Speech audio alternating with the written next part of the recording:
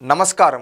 అంతర్జాతీయ మహిళా దినోత్సవ సందర్భంగా స్త్రీమూర్తులందరికీ శుభాకాంక్షలు. మహిళల గురించి మాట్లాడినప్పుడు ఆకాశంలో సగం అంటారు, కానీ ఈరోజు ఆకాశమే తానే తన శక్తిని, సామర్థ్యాన్ని దిగంతాలకు చాటుతుంది ఆధునిక మహిళ. అంతరిక్షంలో సైతం ఆమె అద్భుతమై నిలిచింది. అటువంటి స్త్రీల పరిస్థితి 1980ల్లో అంటే తెలుగుదేశం పార్టీ ఆవిర్భావ సమయంలో వేరుగా ఉండేది. ఎటు చూసినా వరకట్న వేధింపులు, మరణాలు, ఆడపిల్లలకు చదివెందుకులే అంటూ తల్లిదండ్రులే ఆమెని ఇంటికి పరిమితం చేస్తే ఆర్థిక స్వాతంత్రం లేక అత్తవారింట దయా దాక్షిణ్యాల మీద ఆధారపడి బతుకిచ్చే స్థితిలో ఉండేవారు ఆడపడుచులు.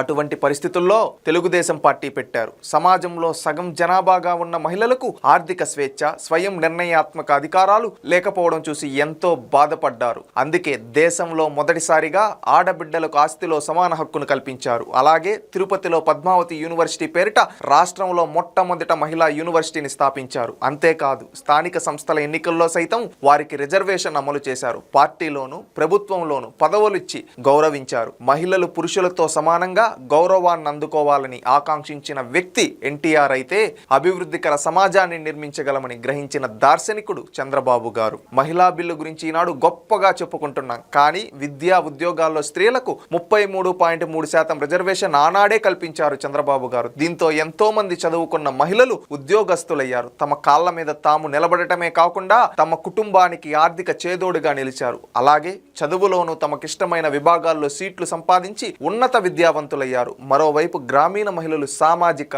ఆర్థిక స్థాయిలను పెంచేందుకు ప్రభుత్వ నిధులతో డ్వాకరా సంఘాలకు మద్దతునిచ్చారు చంద్రబాబు గారు. ఆనాడు అది తెలుగునాట ఊరూరా ఒక ఆర్థిక విప్లవంలా మారింది. అప్పట్లో దేశంలో స్వయం సహాయక సంఘాల్లో సగం తెలుగు రాష్ట్రాల్లో ఉండేటివి. ఒకప్పుడు తెలుగునాట మహిళలు కట్టెల పొయ్య, బొగ్గుల పొయ్యిలపై వంటలు చేస్తుండేవాళ్ళు. ఆ పొయ్యిల వాడకం మూలంగా మహిళలు, వారితో పాటు ఉండే చిన్నపిల్లలు పొగ కాలుష్యానికి గురై ఉబ్బసం, ఊపిరితిత్తులు, క్యాన్సర్, క్షయ వంటి వ్యాధులు బారిన పడేవారు. అంతేకాకుండా పొయ్యకి అవసరమైన కట్టెలను సేకరించడానికి మహిళలు, బాలికలు చాలా కష్టపడేవారు. ఈ పరిస్థితిని చూసి చెలించిన నారా చంద్రబాబు నాయుడు గారు 1999 జూలైలో దీపం పథకానికి శ్రీకారం చుట్టారు. అప్పటి వరకు డబ్బున్న వారికే పరిమితమైన గ్యాస్ స్టవ్ సదుపాయాన్ని పేదల ముంగిటికి తెచ్చారు. రాష్ట్రానికి ముఖ్యమంత్రి ఎలాగో శాసనసభకు స్పీకర్ అలాగా అంతటి ప్రాధాన్యం ఉన్న స్పీకర్ పదవిని ఒక దళిత మహిళకిచ్చారంటే మహిళా శక్తి మీద చంద్రబాబు గారికి ఎంత నమ్మకమో ఆలోచించండి.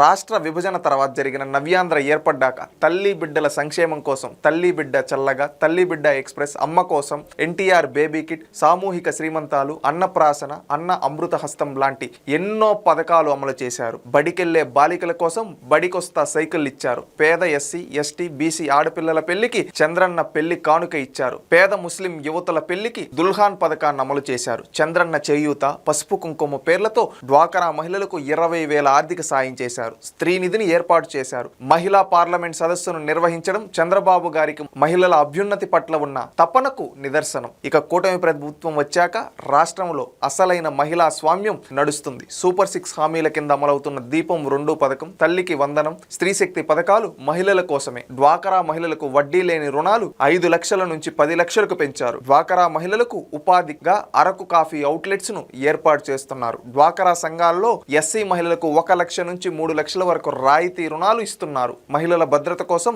ప్రత్యేకంగా శక్తి యాప్ రూపొందించడమే కాకుండా ప్రతి పోలీస్ స్టేషన్ పరిధిలో సురక్ష కమిటీలను ఏర్పాటు చేశారు. మహిళలను పారిశ్రామిక రంగంలో ప్రోత్సహించేందుకు 45% పెట్టుబడి రాయితీలతో పాటు రవాణా, లాజిస్టిక్స్ సైతం 45% రాయితీనిచ్చేలా పారిశ్రామిక విధానం తీసుకువచ్చింది ఎన్డీఏ ప్రభుత్వం. అంతేకాదు, 5 ఏళ్ల పాటు యూనిట్కి 1.50 రూపాయల విద్యుత్ రాయితీని, 5 ఏళ్ల పాటు రాష్ట్ర జీఎస్టీ రియంబర్స్మెంట్ ను కూడా ఇస్తుంది. మెగా డిఎస్సి ద్వారా 15,941 ఉద్యోగ పోస్టులు భర్తీ చేస్తే అందులో 7,955 మంది మహిళలకు టీచర్స్ జాబ్స్ వచ్చాయి. 6,014 మంది పోలీస్ కానిస్టేబుల్ ఉద్యోగాలు ఇస్తే అందులో 993 మంది మహిళలే.